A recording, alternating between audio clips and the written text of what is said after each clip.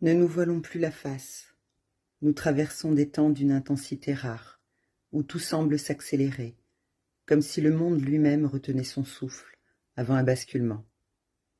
À mesure que la lumière divine s'ancre sur la terre et s'éveille dans le cœur des êtres, les forces inverses, elles aussi, se dévoilent.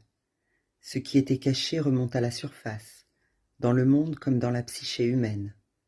Certains s'élèvent, s'ouvrent, deviennent transparents à la lumière, laissant circuler l'amour avec une simplicité nouvelle.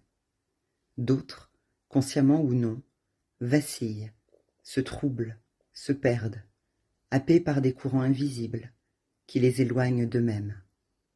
Car oui, il existe des influences obscures, subtiles mais puissantes, qui s'infiltrent dans les pensées, épuisent l'énergie et sèment la confusion. Elles cherchent à détourner, à manipuler, à faire vaciller la volonté. C'est pourquoi il devient essentiel de veiller, veiller sur son espace intérieur comme on veille sur un feu sacré. Nos pensées ne doivent plus être subies, mais choisies. Elles ne doivent plus nous dominer, mais être guidées avec conscience. À chaque instant, il nous est donné de ressentir. Cette pensée est-elle née de l'amour et de la sagesse, ou bien porte-t-elle en elle le trouble, la division et l'affaiblissement? C'est là que réside notre responsabilité. Se tenir stable face à ces émotions demande un effort réel, car elles peuvent être autant des alliés que des poisons silencieux. Chaque jour, la vie nous place face à une multitude de choix, dans nos relations, nos actions, nos paroles, et trop souvent nous répétons les mêmes schémas, en espérant un résultat différent.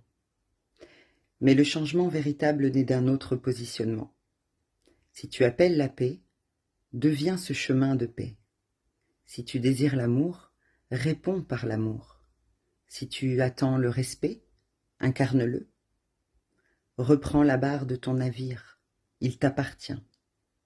Au commencement, il est difficile d'écarter les pensées nocives. Mais plus tu les observes, moins elles ont d'emprise sur toi. Et peu à peu, un espace de liberté s'ouvre en toi. C'est une discipline douce mais constante à tenir, une habitude nouvelle à cultiver, avec patience.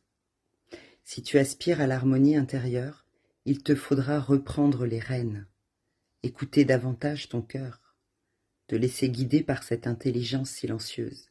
Qui sait? Alors quelque chose change.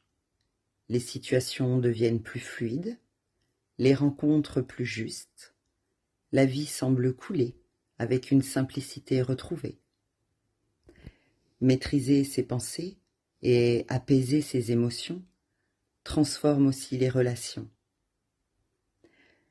Le besoin d'avoir raison s'efface, laissant place à l'écoute, à la présence, à la compréhension sans jugement.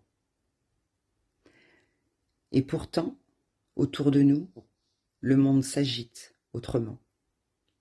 Le virtuel remplace le vivant. Le paraître prend le pas sur l'être.